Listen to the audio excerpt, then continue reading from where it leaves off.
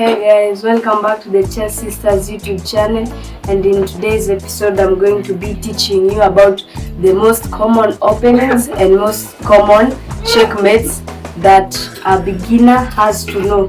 So first we are going to start with the most common checkmates so that you can move on to the most common openings. The first checkmate that I'm going to teach you is the fool's mate. The fool's mate is the most shortest checkmate you can do with short time, and it happens if only your opponent does the two worst moves.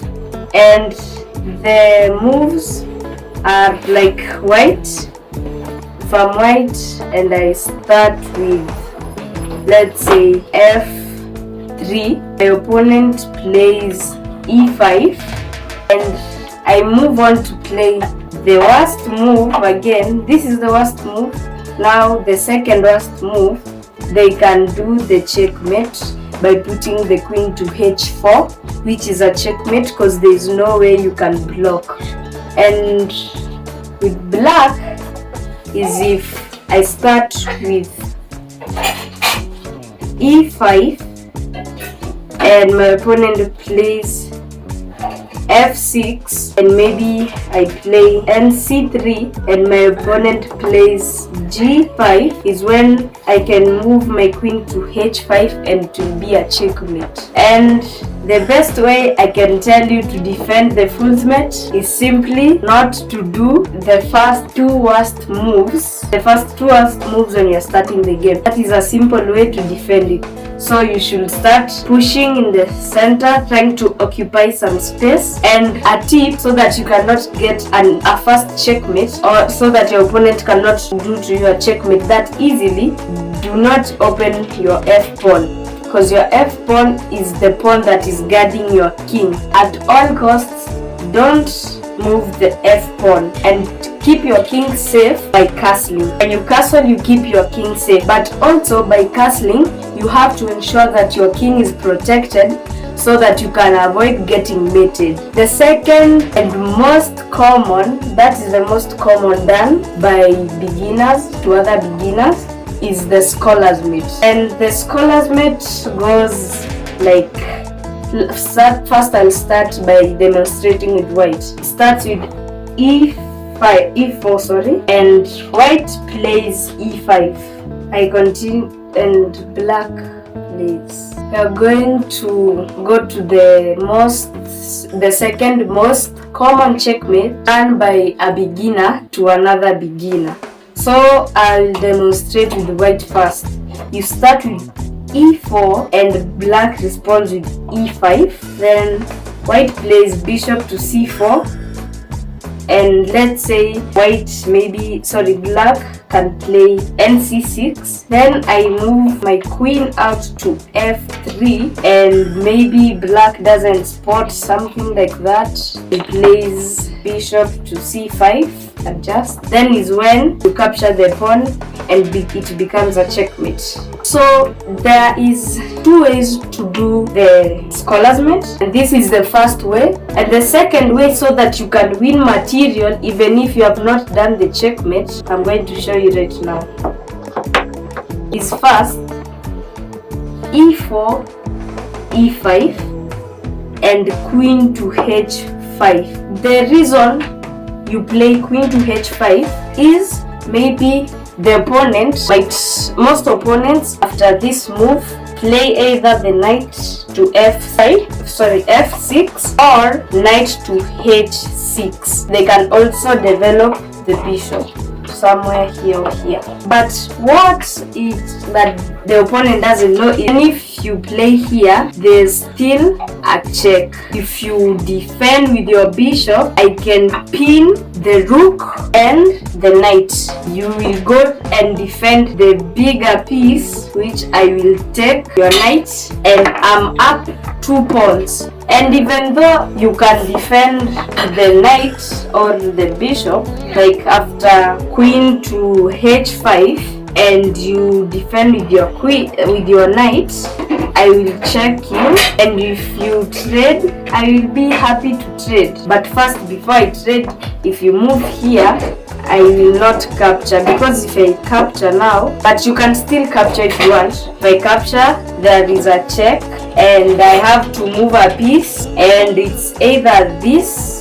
Opponent can play here. The thing is, my opponent wants me to capture so that he or she can capture, gaining tempo by attacking my knight. So, and if I don't capture, he will capture me, which leads me to having double pawns, and having double pawns, it's not advisable. But since you can't defend in any other way because your bishop is already outside like here, and you can't move like here or here, you can move here actually, but then this, and you will just have to move back. So for me, if I'm the person playing, I will just allow to have double pawns than allowing my structure to be ruined by this pawn. So I will castle, and they can capture me, which I will capture back, and I'm attacking the knight, so they will have to move behind. And now it is good news for me because he moved backwards, he or she moved backwards. Now I can move my rook to b1, attacking the pawn, and there are a lot of ways to defend. First is this, or you can move the rook, but if your opponent moves here, there are a lot of ways to play, and that is how you calculate. You are like, why has my opponent moved in a certain square? Those are the questions you need to be asking yourself. So here, white can play, black, oh yeah, it's white, white can play here to avoid any ice skaters or back rank mates, and black can respond to it e6, and you're asking yourself, why does my opponent play there? First, wants to develop the bishop, either here, trade, or here. So for me, I'll just look for a simple move to avoid thinking a lot, as in, wasting, not wasting time, but using a lot of time. But this position is kinda tough to think through. So for me, I can play knight to e5, asking for a trade, and they can capture, and I'll capture back. The reason I'm capturing back with the bishop is if I capture with the pawn, now this pawn is kind of, how can I put it? It's called pawns, and it ruins the structure. Even though I have two double pawns on different files, which is not advisable, and it's ruining the pawn structure. So I will take with the bishop, and we have equal material.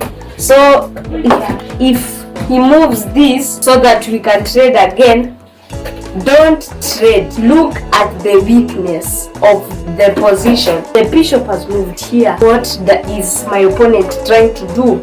First, he or she wants a trade. Second, he's just developing a bishop. When he moved, which square got the G7 square? And there's a pawn at the G7 square, and that pawn is hanging. Hanging means that it can be captured and it is not protected. So instead of trading, you can take the pawn, and this is the response, because now you have taken the pawn.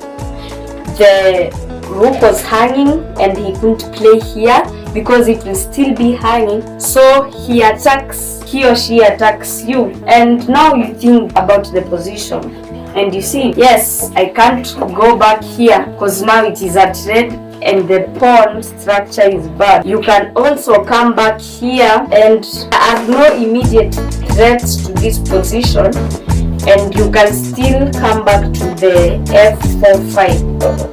And as you can notice, we have not yet moved the f-pawn, still standing on its opening square. And that is how to calculate in a chess game, in a period of a chess game. When your opponent moves there, why has my opponent moved there? Does he have any checks? Is he threatening anything? Does he have any captures? Those are the questions that should be running into your brain or in the process of calculating. So that is all for the lesson of today. Bye bye. See you in the next episode. Don't forget to share, like, and subscribe.